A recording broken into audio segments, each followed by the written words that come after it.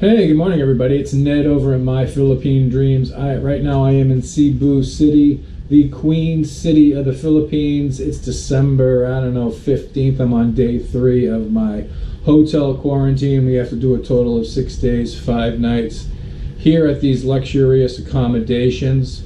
Yesterday I did a quick live stream just trying to test the system because OBS has changed its systems and YouTube has also changed its systems. So I was able to interact with a few people. I know it's a long time since I actually did a video, but when I was in the United States, I was actually pretty busy with a lot of medical appointments. There was a lot of stuff going on there. There was very little downtime. And when you're in the US, other than talking about how much you miss your wife and daughter, there's not a whole lot to talk about the Philippines. Now, what I'm going to do today, and I'm going to try to keep it brief because brevity is the key to success, I'm going to talk about my departure. I left the Philippines on November 6th, and I went to the United States basically to get a lot of medical stuff done. There was 3 things that I had to get done. I needed attention on my neck. I needed either neck surgery or an ESI injection into my C6, C7. I also needed to get a colonoscopy because I am a polyp creation machine, and they're always concerned about that, my ass doctor. And I also had some skin cancer issues, some basal cell. Thank God, if you're going to get cancer, the best kind of cancer to get is basal skin cancer. They were able to treat it fairly effectively with cryotherapy and Mohs. They cut it out, checked the edges, did more cutting, and actually put a couple of sutures in there and sent me on my merry way. So yeah, this video is basically going to be about my departure, and at the end I'm going to do a little bit of video on the place that I stayed in Mactan, which is Ace Pension. I highly recommend Ace Pension. You'll see in the video the reasons why I recommend that place highly. Actually, on second thought, I have a feeling this video is going to go on a little too long, so there might not be any Ace Pension video. I might do that next. Alright, so I decided, I got my flight all lined up, but you know the hassle involved in doing that. Flights are expensive. You also definitely got to get travel insurance in case something happens, your flight gets canceled because some new variant pops up and all of a sudden they decide to lock everything down again. So my flight round trip was about $1,600 through Philippine Airlines and American Airlines, which wasn't too bad. I wasn't complaining about that with the flight insurance. I think the flight insurance was about $150. So, and I am an incessant worrier. When it comes time to travel, it freaks me out. I make lists of lists, I double check my lists, I have nightmares about my lists. I literally have nightmares that I am 4 or 5 hours before my flight is taking off. I'm still on Negros Oriental. I'm on the wrong island. I haven't packed yet. I'm freaking out. I literally have nightmares like that. That's how sad and pathetic I am. So it came closer to the date to go. I had an option. I could either take the ferry, the overnight ferry, which is very nice because you leave at 12 o'clock midnight, you sleep and you wake up in Cebu City. Or I could take the bus the previous day, which is a long, arduous ride, and it would get me there on a Friday as opposed to the ferry, which would get me there on Saturday. Now, since I was leaving Saturday night, I didn't want to push the envelope. Here in the Philippines, I try to abide by a rule as much as I can. Err on the side of caution. So finally I decided, after talking to a couple other guys, to take the bus. The bus was uneventful, you know, it goes on the ferry. They actually got it socially distanced, so there wasn't that many people on the bus. It was actually pretty nice, so I'm not going to complain about that. Is this going on too long? I think it's going on too long. Okay, now prior to departure, they give you a list of all the things that you're supposed to have, documentation, tests, all that stuff, so that you can actually, you know, get over to the other island, get on the plane, and get to the United States. I'm going to be looking down at my notes here reading because I'm old and I forget things. The first thing is a certificate of vaccination. You get your vaccination cards, but here in Dumaguete City for some reason, or over there in Dumaguete City for some reason, they want you to get this official certificate of vaccination. So I got that. I got it laminated. They also, at the Department of Health, City Department of Health, they wanted me to get a blood test. I don't know what they were testing for, maybe drugs, I don't know. So I went and got the drug test, and the blood test, and that cost like 500 pesos. I brought it all back the next day to get my travel voucher from them and certificate of vaccination, and they said I didn't need it after all, so that was 500 pesos down the drain. $10, first world problems, not a big deal. They also said I had to get the Trace app loaded onto my phone. I loaded it up before I left. but it was never utilized. Even at Mocktown, they had the kiosk set up to check. They never asked to check. The guards never asked to check, so it was pretty much a waste of time. I was landing in Los Angeles International. Los Angeles had a form that you had to fill out, health declaration form and everything. That was never checked.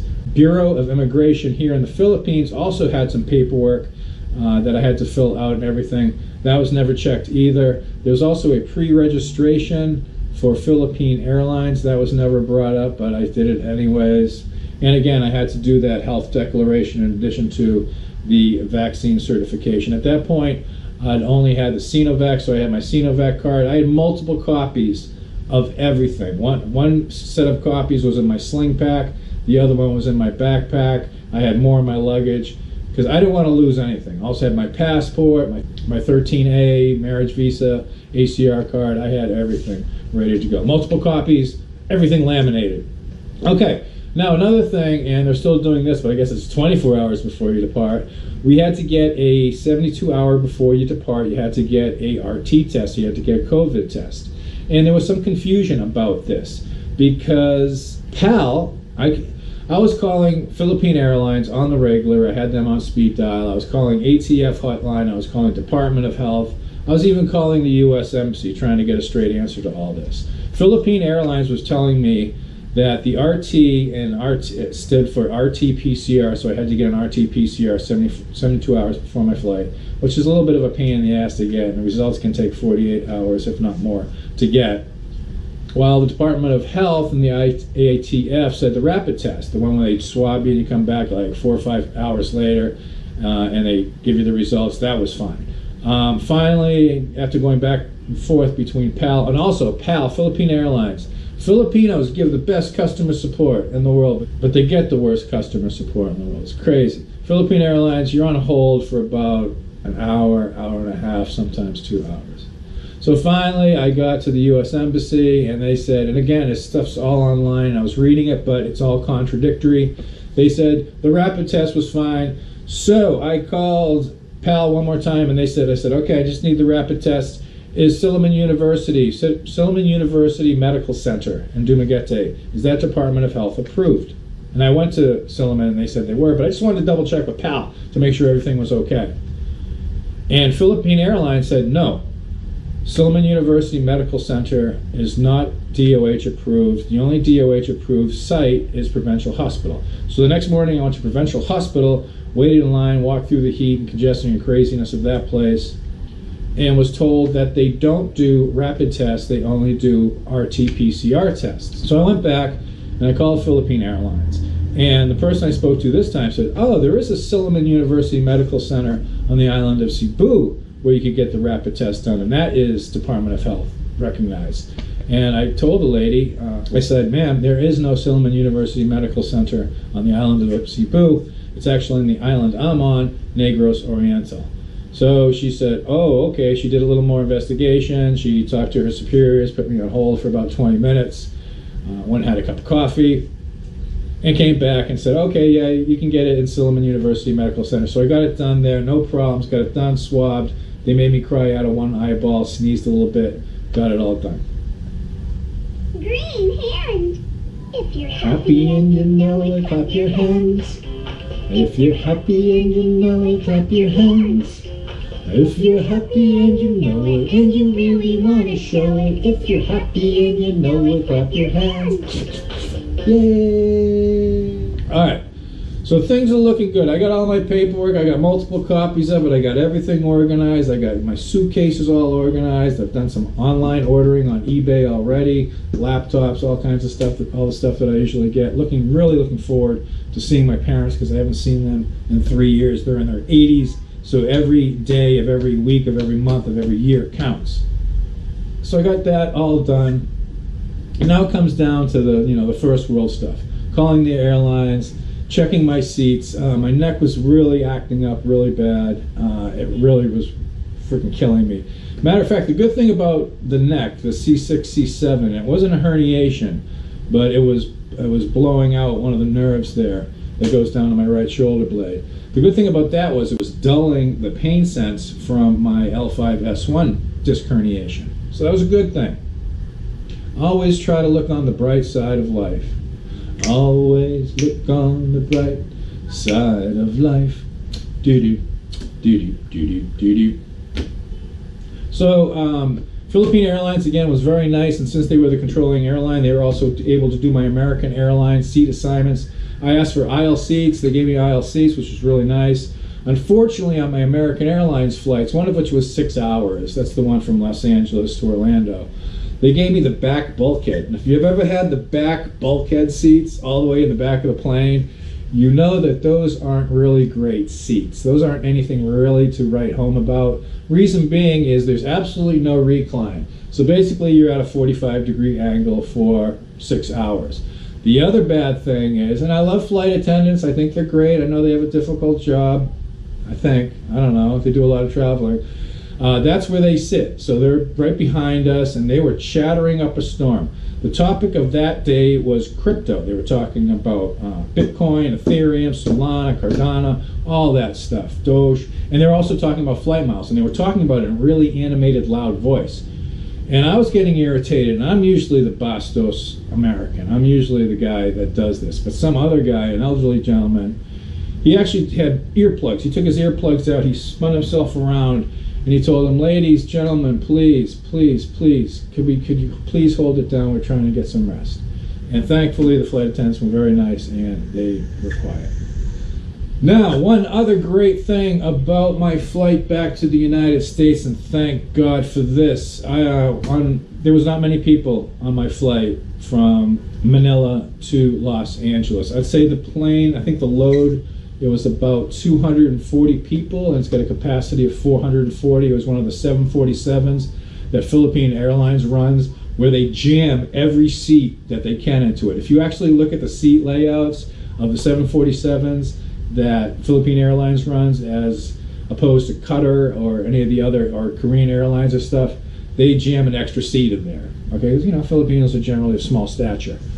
Luckily, I was able to finagle. I used my ninja moves, because as soon as the stewardess turned her back, I was next to somebody. That's my wife calling. I'm in my underwear. Hold on.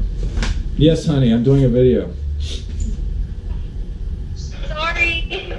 Say hello. I'm sorry. Did you take your test? You take your LTO test? I didn't pass. Are you serious? They don't have office today because of the storm, so they will resume it on Monday. Okay. That's what they. All right, this video's gone. Well, congratulations. Hello. Congratulations on passing your LTO exam after your second attempt. You're never driving the Tucson. All right, let me finish up this video. I'll talk to you later. Love you guys. Bye. Love you too. So, using my ninja-like techniques that I learned in the Far East, back in a time that I'm not allowed to talk about, I was able to get 3 seats. So I put the armrests up. I wasn't able to fully stretch out, but I got to be in a little fetal position, and I got about 5 hours sleep on that flight, which was really nice. So that worked out pretty well. All right, so that was my departure.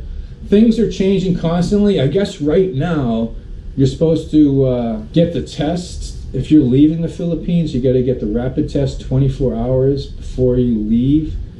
And I know different nations have different requirements, and that's the one that the Philippines is supposed to be going by. So I don't know what's going on. All I know is I'm back.